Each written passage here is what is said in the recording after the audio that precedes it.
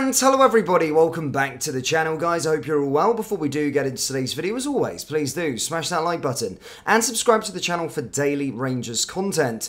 Guys, in today's video we're going to be taking a look at what a Rangers expert has said with regard, well, as he made a massive claim with regards to a key talent, whilst also going through a few other bits and pieces within the Rangers space. Of course, not too far away now until we do return back to domestic action, back to club football as the international break is nearing an end. Rangers players back in training, of course. We'll start to hear from Philippe Clement very soon with regards to how those players came through and start previewing the game that, of course, is upcoming this weekend. Very much excited for the clash itself. And ahead of it, of course, pundits, former players have came out and spoke about the clash against Aberdeen. And this time we're going to take a look at what Arthur Newman has said with regards to the upcoming clash and kind of echoed or repeated the Chris Boyd situation where he said that Aberdeen only really show up to play Rangers. And this is what Arthur Newman had to say with regards to the game coming up this weekend.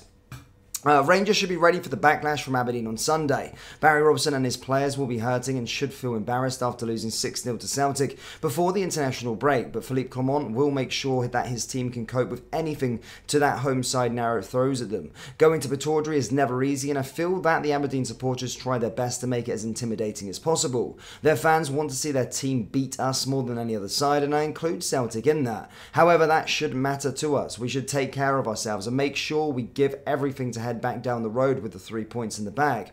Philippe has the team in a good place and heading in the right direction. Sure, the last time we met them was at Ibrox and they defeated us 3-1. It turned out to be Michael Beale's last game in charge. Clearly, we're well below standards required that afternoon, but the warning signs had been there in different games in the previous 6 weeks. We are now on an upwards trajectory, but there is still a lot of hard work to be done and a long road ahead. Of course, that's with regards to this upcoming game, and of course the two sides are going to meet in the Scottish League Cup final on December 17th, and then he added to this stating, I fully expect us to lift the trophy, but I don't think what happens on Sunday will have any impact to what happens at Hampden Park on December 17th. We should be beating Aberdeen and it's up to the players to deliver. They need to target the 3 points and do what is necessary to get the job done. So as I said, we are starting to build up. Players, former players, pundits and all the sort of rest of it are starting to talk, give their sort of score predictions ahead of the game. And whilst I haven't given mine just yet, I do fully expect us to beat this Aberdeen side and do expect a completely different game to the one that we had at Ibrox a couple of weeks back or a few months ago back, where we actually lost that game in a really poor manner. I hate losing to Aberdeen in general, but losing to Aberdeen at Ibrox just makes things even worse. So we do need to go out there and get revenge. We make sure we do beat them in the 2 fixtures that we've got them before the turn of the year, of course, at Pittodrie for 3 points and then the cup final at Hampden. But as I said, all eyes on this weekend, and it's the start of a very intense period for us with regards to what could change this pendulum in regards to the actual title race itself. So much football to be played, and yeah, very much looking forward to this game. Now in this other part of the video, we've got a bit on Ross McCallum, and of course Kenny Miller has came out and spoke about the player as well. However, I did say in a recent video that Liverpool and Brentford were monitoring the player, but now it does seem as though Italian side Atalanta have also joined the race to try and get his signature come the expiry of his contract. Added to that, another report came out last night stating that Rangers are doing everything they can. Talks are currently ongoing to try and land the player for a long-term deal, and as I say, Rangers are still very much confident that they can get Ross McCallum tied down to a long-term contract at Ibrox and commit his future with the football club. So again, that's still ongoing, but more clubs, we're starting to get more news with regards to more clubs emerging as a potential suitor for the player. Let's just hope, as I said, he sees his future at Rangers. Now, this is what Kenny Miller had to say with regards to Ross on Super Scoreboard.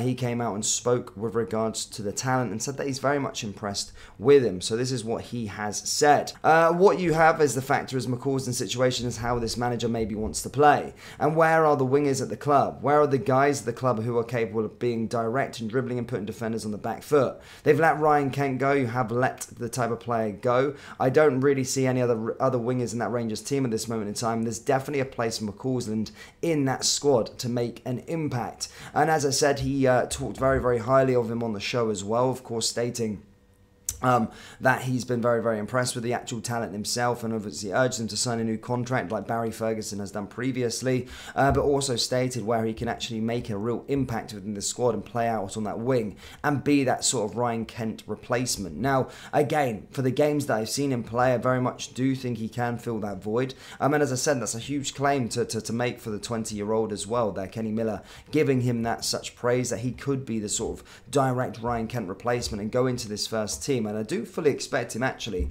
to make an impact and start against Aberdeen on Saturday. But as I said, Kenny Miller there coming out and stating high praise for the player and stated that he could be that Ryan Kent replacement, could be that winger that Rangers haven't quite got at this moment in time. I know we've got Rabbi Matondo, but he always seems like he's kind of injured all the time, and recently he has been injured. He's been sidelined, recently missed international call-up with his country Wales, and hasn't been seen in the weeks prior to the international break. However, is expected. Reports stating that Rabbi could be turning back up as well. But as I said, I would like to see Ross McCallum play there again. And as I said, high praise there from Kenny Miller with regards to him, that he could be that sort of focal point with regards to the winger for Rangers going forward. In other news, Van Veen has came out and spoke about where he nearly joined Rangers this summer. Yes, Kevin Van Veen, of course, playing for Motherwell, said that he opened up on the transfer interest from Rangers before he moved to Groningen over the summer. The Dutchman, of course, netted 29 goals for Motherwell last season before sealing a £500,000 move to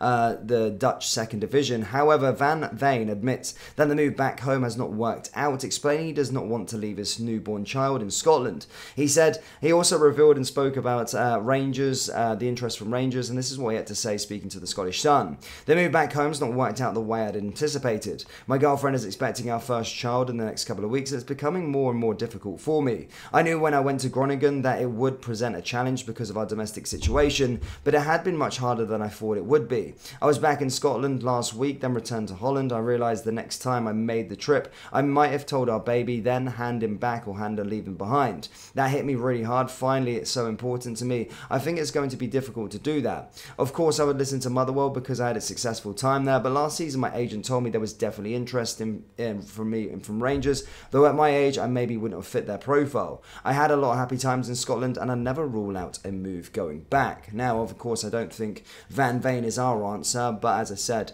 he's opening up on potential interest that was there recently.